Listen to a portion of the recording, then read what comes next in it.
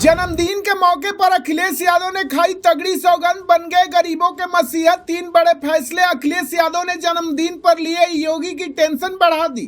अखिलेश यादव ने अपने जन्मदिन पर एक ऐसा दाव चल दिया है कि जिसने मुख्यमंत्री योगी आदित्यनाथ की टेंशन को 7वें आसमान पर पहुंचा दिया है। जन्मदिन के इस खास मौके पर अखिलेश यादव ने गरीबों और वंचितों के हक में 3 ऐसे बड़े फैसले लिए हैं, जिसके बाद जमीन पर उन्हें गरीबों का मसीहा कहा जाने लगा है।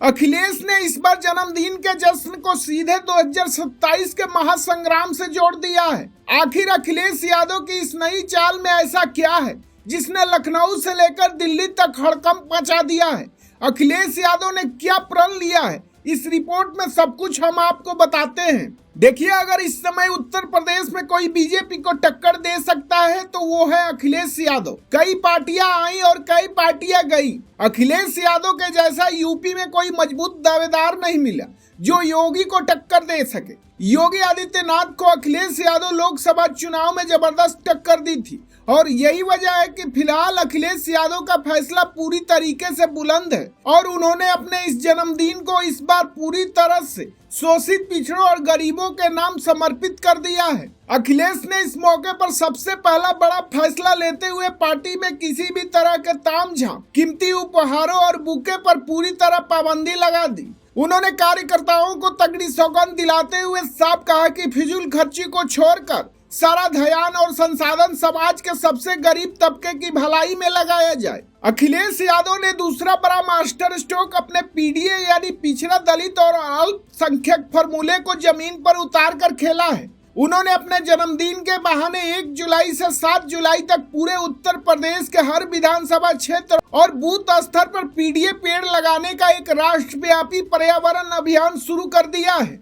इस अभियान के जरिए वो न सिर्फ पर्यावरण को बचाने का संदेश दे रहे हैं, बल्कि हर गरीब और वंचित के दरवाजे तक पहुंचकर अपनी राजनीति पैठ को और गहरा कर रहे हैं, जो सीधे तौर पर बीजेपी के वोट बैंक में बड़ी सेंधमारी है। अखिलेश यादव का तीसरा और सबसे चतुर फैसला समाजवादी हब्स और हजारों की तादाद में डिजिटल लाइब्रेरी का निर्माण करना है, ताकि गरीब और ग्रामीण पृष्ठभूमि से आने वाले छात्रों को मुफ्त उच्च शिक्षा और किताबें मिल सके। अखिलेश यादव ने साफ निर्देश दिया है कि उनके जन्मदिन पर मिलने वाले चंदे का एक एक पैसा गरीब बच्चों के भविष्य को संवारने में खर्च किया जाएगा। युवाओं और छात्रों के बीच शिक्षा के इस बड़े कार्ड ने मुख्यमंत्री योगी आदित्यनाथ के सामने एक नई और बेहद गंभीर प्रशासनिक और राजनीतिक चुनौती खड़ी कर दी है। अब देखना होगा आगे क्या होता है। फिलहाल वो 2027 के चुनाव के लिए पूरी तरीके से तैयारी कर रहे हैं, आक्रामक अंदाज में लड़ाई लड़ रहे हैं।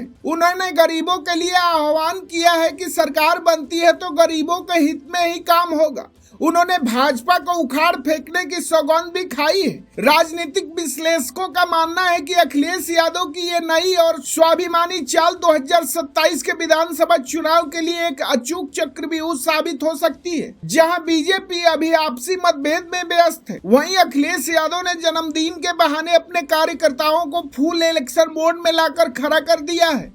अब देखना बेहद दिलचस्प होगा कि गरीबों के मसीहा बनकर उभरे अखिलेश यादव के इस चौतरफा हमले और बढ़ते सियासी दबाव से निपटने के लिए मुख्यमंत्री योगी आदित्यनाथ आने वाले दिनों में क्या नई रणनीति अपनाते हैं।